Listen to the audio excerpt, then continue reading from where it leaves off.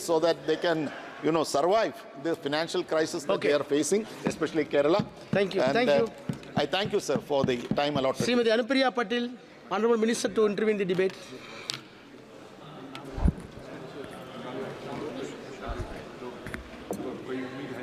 धन्यवाद सभापति महोदय। मैं सबसे पहले तो माननीय वित्त मंत्री जी को निरंतर 7वीं बार देश का बजट प्रस्तुत करने के लिए बहुत बधाई देती हूं और विकसित भारत की राह को प्रशस्त करने वाला बजट प्रस्तुत करने के लिए उनका अभिनंदन भी करती हूं।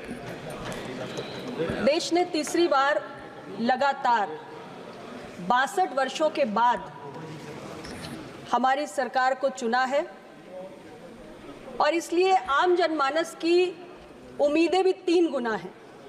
माननीय वित्त मंत्री जी को मैं बधाई देना चाहती हूं कि इस देश को इस तीसरे कार्यकाल में जनता की उम्मीदों को पूरा करने के लिए 3 गुना तेज गति से काम करने वाला बजट उन्होंने देश को सौंपा है। हालांकि सभापति महोदय, मेरे विपक्ष के मित्रों ने कहा कि ये कुर्सी बचाओ बजट है, ये एनडीए का बजट है, ये भारत का बजट नहीं है। मैं अपने विपक्ष के मित्रों को कहना चाहती हूं कि ये एनडीए का बजट है और ये भारत का बजट है, क्योंकि भारत ने एनडीए को चुना है, आपको नहीं चुना है। और भारत ने एनडीए को तीसरी बार लगातार चुना है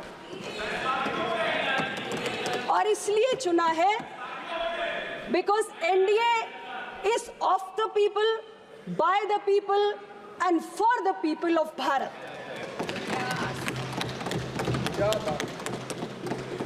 और मैं जानती हूं कि आप इस बात से सदमे में हैं। आपने बहुत सारी अफवाहें फैलाई, बहुत सारा भ्रम फैलाया, लेकिन फिर भी तीसरी बार देश ने मोदी जी के नेतृत्व पर ही मोहर लगाई है और एनडीए को ही चुना है। तो अब आप ये मान लो कि एनडीए का बजट भारत का बजट है। और जो आप बार बार एनडीए सरकार के कोलैप्स होने के सपने देखते रहते हो, ये आपके मुंगेरी लाल के हसीन सपने कभी पूरे नहीं होने जा रहे हैं।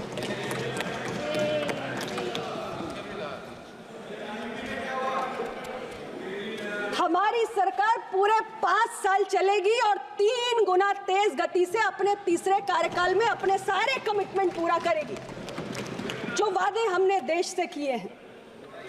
सभापति महोदय, मैंने अभी माननीय एलओपी का भाषण सुना, मुझे लगा बजट भाषण होगा।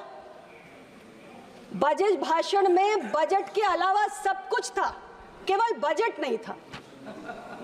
यानी बजट के हलवा सेरेमनी का चित्र भी था, उसका भी उल्लेख था, कास्ट सेंसस का भी उल्लेख था, सब कुछ था, बस बजट नहीं था। मैं एलओपी को सिर्फ इतना ही कहना चाहती हूं, मेरे विपक्ष के मित्रों को भी, कि देश में तो अभी बजट पे ही बात करूंगी, आप सुन तो लो, बिल्कुल सुनिए, अभी आप धैर्य रखिए, मैं सब बात का जवाब दूंगी। सभापति महोदय, देश में सबसे लंबे समय तक कांग्रेस और यूपीए की सरकार रही है और अगर अपने कार्यकाल में आपने बजट की हलवा सेरेमनी के चित्र की कमियों की चिंता की होती या कास्ट सेंसस की चिंता की होती, तो आज जो आप कह रहे हैं, इस देश के एससी, एसटी, ओबीसी को आपकी चिंता जायज नजर आती। लेकिन आज जब आप सत्ता से बाहर होने पर यह चिंता व्यक्त करते हैं, तो देश का एससी, एसटी, ओबीसी ये समझता है कि आपकी ये चिंता केवल सत्ता में वापस आने की व्याकुलता से अधिक और कुछ भी नहीं। और अब मैं बजट पे आती हूं, अध्यक्ष महोदय। हमारी सरकार ने देश के किसान, देश के युवा, देश की महिला, देश के गरीब, देश के मिडिल क्लास, इन सबको अपनी प्राथमिकता में रखा है। मैं बात अगर कृषि की करूं, हमारी सरकार ने 1.52 लाख करोड़ का प्रावधान किया है। कुछ महत्वपूर्ण बातें। जलवायु परिवर्तन आज देश और दुनिया के लिए एक बहुत बड़ी चुनौती है और ऐसी परिस्थिति में हमें टिकाऊ कृषि की जरूरत है और इसलिए हमारी सरकार ने 109 किस्म की नई किस्मों को लाने की बात की है जो प्रतिकूल मौसम की परिघटनाओं का सामना कर सकती हैं और कृषि को टिकाऊ बना सकती हैं। और इसके साथ ही नेचुरल फार्मिंग, प्राकृतिक खेती। आज ये वर्तमान समय की और आने वाले भविष्य की जरूरत है कि हम प्राकृतिक खेती को बढ़ावा दें, मिट्टी की सेहत का ख्याल करें और देशवासियों की सेहत का भी ख्याल करें। हमारी सरकार ने इस बजट में टिकाऊ कृषि के साथ साथ देश की खाद्य सुरक्षा बढ़ाने पर ध्यान दिया है। मेरे विपक्ष के मित्र जो बैठे हुए हैं, इनमें से कौन असहमत होगा कि आज देश को नेचुरल फार्मिंग की जरूरत नहीं है या देश को ऐसी फसल की किस्मों की जरूरत नहीं है जो मौसम की प्रतिकूल परिस्थितियों में टिकी रहे? क्या आप इस बात से सहमत नहीं है कि आज हमारी दलहन और तिलहन के लिए जो इंपोर्ट डिपेंडेंस है उसको हमें कम करना चाहिए और अपने डोमेस्टिक प्रोडक्शन को बूस्ट करना चाहिए? हमारी सरकार ने ये तमाम प्रयास इस बजट में किए हैं और इसलिए ये किसानों की भलाई का बजट है। और जहां तक विषय एमएसपी का है, सभापति महोदय, अनेक नई फसलों को एमएसपी में दायरे में लाने का काम हमारी सरकार ने 10 सालों में किया है। यूपीए सरकार के 10 साल में एमएसपी पर जो आपने खरीद की वो महज 45 करोड़ मीट्रिक टन की फसलों की, जबकि हमारी सरकार ने 10 साल में 70 करोड़ मीट्रिक टन फसल की खरीद एमएसपी पर करने का काम किया है। इसलिए संसद के फ्लोर से देश के किसानों को गुमराह करने का काम बंद होना चाहिए। अध्यक्ष महोदय, हमारी सरकार की प्राथमिकता में देश के युवा है। बजट पेश होने से पहले इकोनॉमिक सर्वे आया, उसमें 2 महत्वपूर्ण बातें कही गई। पहली ये कि हमारे देश के कॉलेजेस से जो ग्रेजुएट्स निकल रहे हैं हर साल, उसमें 51% से कुछ अधिक ऐसे हैं जो एम्प्लॉयबल नहीं है, नौकरी पाने योग्य नहीं है। इसका एक कारण यह भी हो सकता है कि इंडस्ट्री को, उद्योगों को आज जिस स्किल सेट की आवश्यकता है वो हमारे युवाओं के पास नहीं है। और साथ ही तमाम ग्लोबल अनसर्टेनिटीज के बाद, इकोनॉमिक डिप्रेशन की परिस्थितियों के बाद भी भारत की अर्थव्यवस्था जिस तेज गति से आगे बढ़ रही है उसको देखते हुए, उससे तालमेल बिठाते हुए हमें रोजगार सृजन करने की आवश्यकता है। ये 2 बातें इकोनॉमिक सर्वे में कही गई और हमारी सरकार ने जो बजट पेश किया उसमें इन दोनों बातों का ध्यान रखा। 2 लाख करोड़ का प्रावधान युवाओं की स्किलिंग के लिए, युवाओं के रोजगार के लिए सरकार ने किया। एम्प्लॉयमेंट लिंक्ड इंसेंटिव स्कीम, इसके तहत 3 योजनाएं लाई गई। मैं उसके विस्तार में नहीं जाऊंगी क्योंकि मुझसे पहले बहुत सारे वक्ता उसकी चर्चा कर चुके हैं, लेकिन ये एक कोशिश है कि प्राइवेट सेक्टर को रोजगार के नजरिए से कैसे सरकार मदद करे। और स्किलिंग के लिए सेंट्रल गवर्नमेंट, स्टेट गवर्नमेंट और इसके साथ साथ हमारा प्राइवेट सेक्टर 20 लाख युवाओं को स्किलिंग करने जा रहा है। इसके लिए 1000 से ज्यादा जो हमारे ITIs हैं उन्हें अपग्रेड किया जाएगा ताकि युवाओं को उद्योगों की आवश्यकता के अनुरूप हम स्किल सेट दे सकें।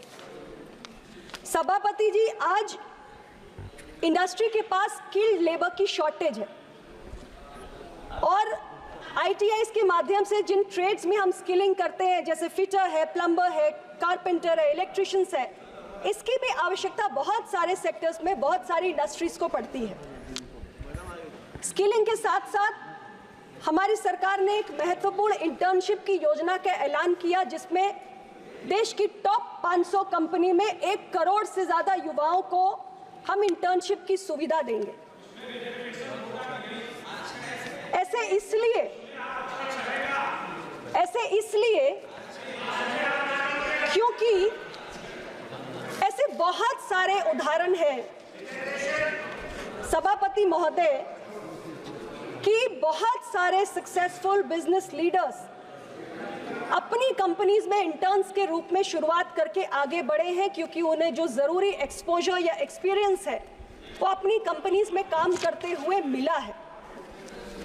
और बहुत सारे सेक्टर्स जैसे मैन्युफैक्चरिंग है, रियल एस्टेट है, infrastructure, construction, automobile, banking, retail, logistics, ऐसे बहुत सारे सेक्टर्स हैं जिसमें आज लेबर डिमांड सप्लाई का मिसमैच है और एक स्किल गैप है, जिसको भरने की एक कवायद है ये इंटर्नशिप योजना।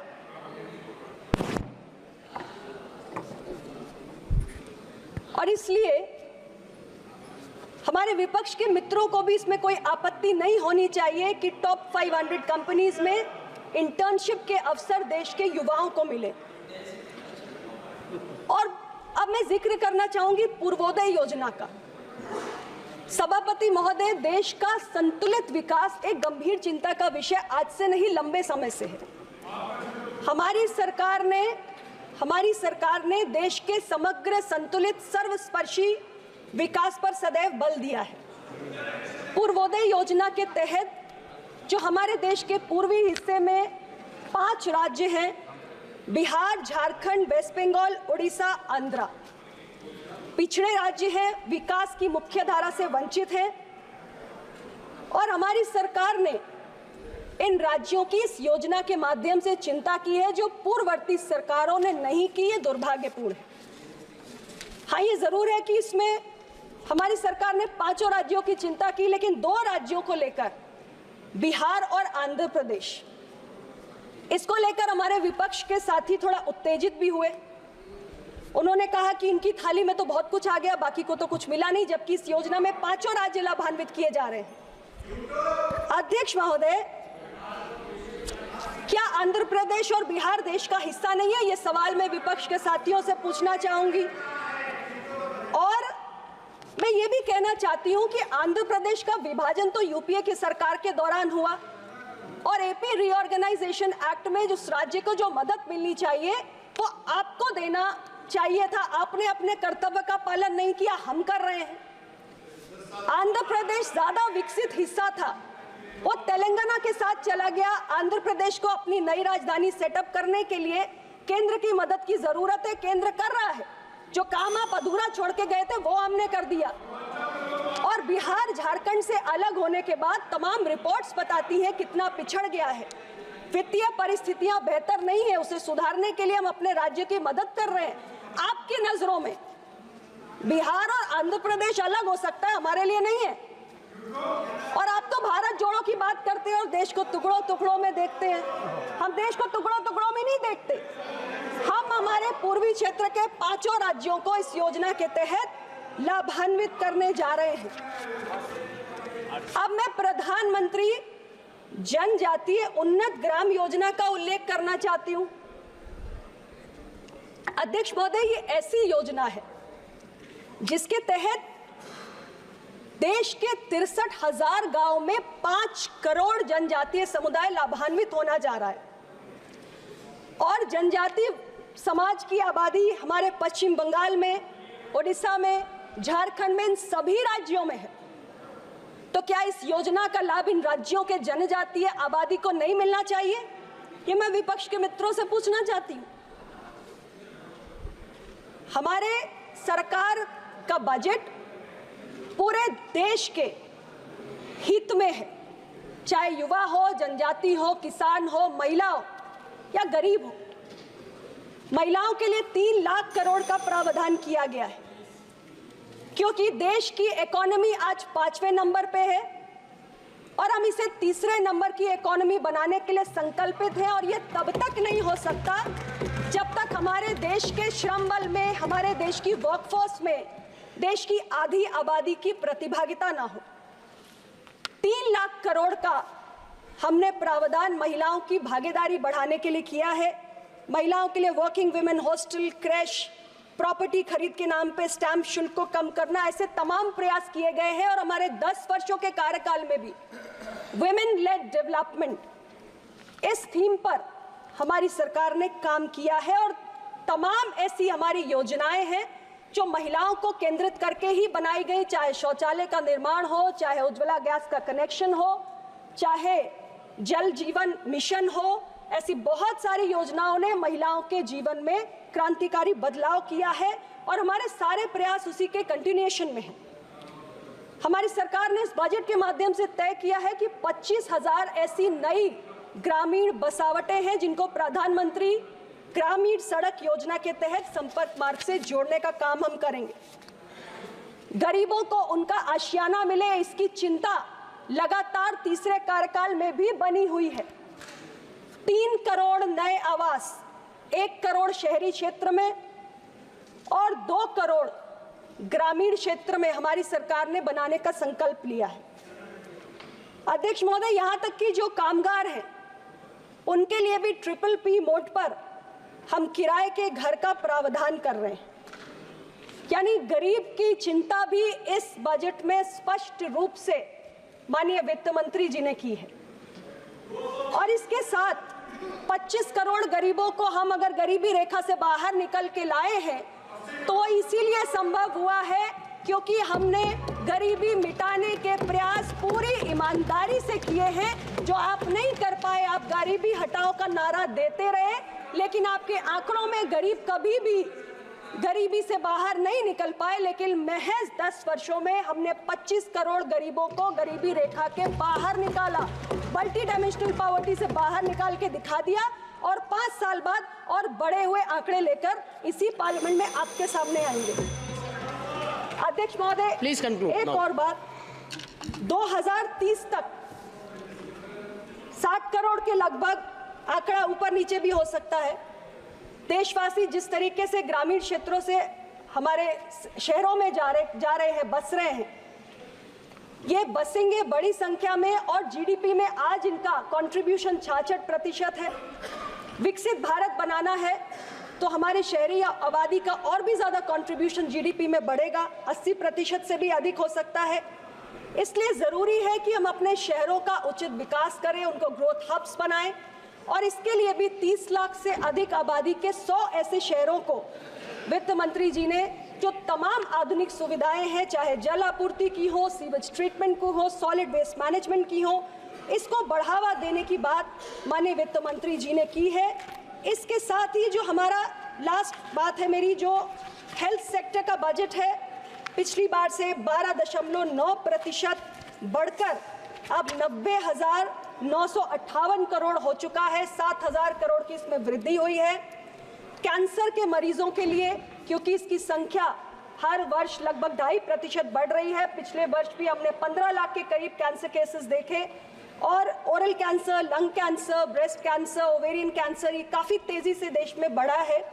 इसके लिए हमने कैंसर के मरीजों को भी बजट में सौगात दी है और 3 ऐसी दवाएं हैं जिसपे कस्टम ड्यूटी को घटाकर उसके दाम हमने कम किए हैं ताकि सस्ता और सुलभ इलाज देश की जनता को उपलब्ध हो सके। तो मैं, बातें बहुत सी है लेकिन समय कम है, इसलिए मैं इतना ही कहना चाहती हूँ। माननीय सभापति महोदय, माननीय वित्त मंत्री जी ने देश को आत्मनिर्भर बनाने का, देश को तीसरे नंबर की अर्थव्यवस्था बनाने का और देश को विकसित भारत 2047 बनाने का एक रोड मैप प्रस्तुत किया है और इसके लिए मैं उनको धन्यवाद देती हूँ। उत्तर प्रदेश को इस बजट की एक योजना का लाभ मिलने जा रहा है। आप चिंता मत करिए, आपने उत्तर प्रदेश की चिंता कभी नहीं की है, इसीलिए आप सत्ता से बाहर है। उत्तर प्रदेश की चिंता मुख्यमंत्री जी ने। धन्यवाद, धन्यवाद अध्यक्ष महोदय, आपके माध्यम से